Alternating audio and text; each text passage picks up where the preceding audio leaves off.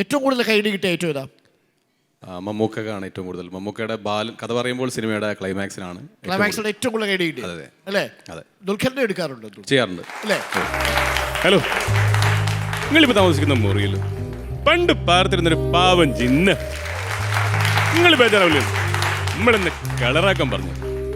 എന്റെ ഡോക്ടറെ ഒരു പ്രതീക്ഷയില്ലാതെ മറ്റുള്ള വിധത്തിലേക്ക് ഇടിച്ചു കയറി നമ്മളിലെ സർപ്രൈസ് കൊടുക്കുമ്പോൾ അവരെ കണ്ണിലുണ്ടാവുന്നൊരു പ്രകാശമുണ്ട്.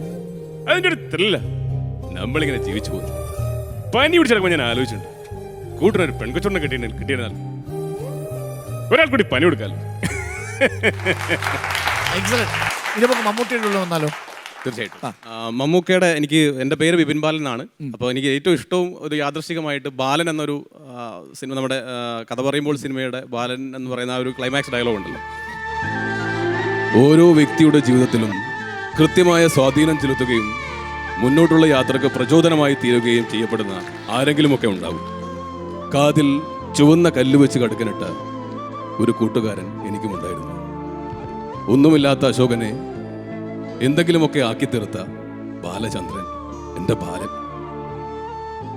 സ്വന്തം ജീവിതത്തെക്കാൾ ഞാൻ വലുതാവണമെന്നും വലിയ ഉയരങ്ങളിലെത്തണമെന്നും ആഗ്രഹിച്ചത് അവനായിരുന്നു. ഉച്ചക്ക് ഞാൻ സ്കൂളിൽ പച്ചവെള്ളമാണ് കുടിക്കുന്നത് മനസ്സിലാക്കി എൻ്റെ മുന്നിലേക്ക് ചോറ്റുപാത്രം നീട്ടിത്തന്ന എൻ്റെ ബാലൻ. ഇനിയൊരു നടനുണ്ടെന്ന് ആദ്യമായി പറഞ്ഞത് അവനായിരുന്നു. അവനിലൂടെയാണ് ഞാൻ സ്വപ്നം കണ്ടത്. എന്നെ സ്വപ്നം കാണാൻ പഠിപ്പിച്ചത് അവനായിരുന്നു. ഒടുവിൽ സിനിമ പഠിക്കാൻ മദ്രാശിയിലേക്ക് പുറപ്പെടുമ്പോൾ കാതിലെ കടുക്കൻ വിറ്റ കാശുമായി ബാലൻ്റെ അടുത്തേക്ക് വന്നു. നിറകണ്ണുകളോടെ ഞാൻ ചോദിച്ചു, ബാല, ഞാൻ എങ്ങനെയാണ് കടം കൊടുക്കും? അപ്പോൾ അവൻ പറഞ്ഞു, എനിക്കൊന്നും വേണ്ട. എന്നെങ്കിലും ഒരിക്കൽ ആരെങ്കിലും ഒരാൾ ഒരു സഹായം ആവശ്യപ്പെട്ട് നിന്നെ തേടി വരുമ്പോൾ നിനക്കത് ചെയ്യാൻ പറ്റുമെങ്കിൽ മാത്രം നീ എന്നെ ഓർത്താൽ മതിയെന്ന്.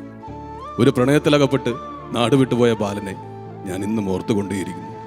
ഓരോ ആൾക്കൂട്ടം കാണുമ്പോഴും അശോക എന്നൊരു വിളിക്ക് വേണ്ടി ഞാൻ കാതോർത്തിരിക്കുന്നു. അവൻ്റെ അശോകന് വലിയൊരു ജീവിതം കിട്ടിയപ്പോൾ ഒപ്പം അവനില്ലല്ലോ എന്നൊരു സങ്കടത്തോടെ, ഒരു വേദനയോടെ അല്ലാതെ എൻ്റെ ബാലൻ എനിക്ക് ഓർക്കാൻ സാധിക്കില്ല.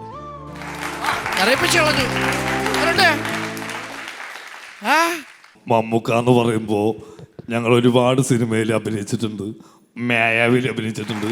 അതുപോലെ തന്നെ ഈ പറഞ്ഞ സിനിമയിൽ ഞാൻ ഒരു പാട്ട് പാടിയിട്ടുണ്ട്, ഓടുന്ന റോഡിന് റബ്ബറാണ് ടയർ. ശരിക്കും പറഞ്ഞ പാട്ട് ഞാൻ മറന്നുപോയി, കാരണം ഞാൻ അതിന്റെ ഡിസ്റ്റൻസ് എടുക്കാൻ മറന്നേ, അതുകൊണ്ടാണ്. ഒളിച്ചു.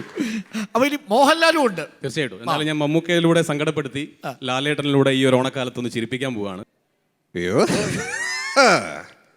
കാര്യങ്ങൾ ഇത്രയും നിസ്സാരായ സ്ഥിതിക്ക് ഞാനൊരു പേര് വിളിച്ചോട്ടെ. കള്ളപ്പിള്ളേ.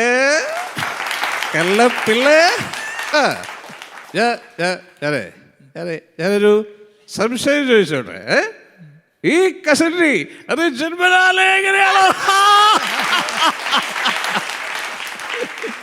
പൊളിച്ചു വിപിൻ.